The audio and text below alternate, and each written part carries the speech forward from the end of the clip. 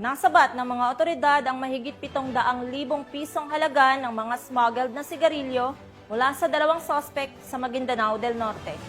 Ang kabuuan ng balita mula kay Patrolwoman Maricris Algabre. Nasabat ang 700,000 pesos halaga ng smuggled cigarettes mula sa naarestong dalawang suspect sa isinagawang checkpoint operation ng Parang Municipal Police Station sa barangay Nituan, Parang, Maguindanao del Norte. Nito lamang ika-4 ng Agosto taong kasalukuyan. Kinilala ni Police Major Radzak S. Mosa, Chief of Police ng Parang Municipal Police Station, ang mga suspect na sina alias Jam, 51 anyos at alias Arn, 32 anyos.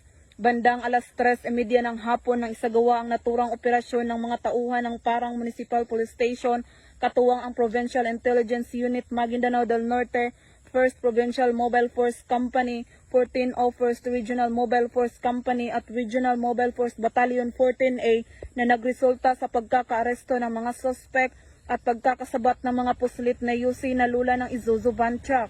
Nakuha mula sa operasyon ang 70 kahon ng smuggled cigarettes na tinatayang nagkakalagang 700,000 pesos.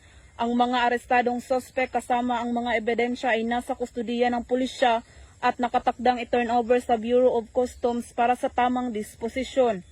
Patuloy naman ang Maguindanao del Norte PNP sa pagsasagawa ng malalim na investigasyon upang matukoy at mapanagot ang iba pang mga nasa likod ng smuggled na sigarilyo. Mula rito sa Rio ng Bangsamoro, ako ang inyong Police News Network Correspondent, Patrolwoman Maricris Algabre, alagad ng batas, tagataguyod ng balitang pulis.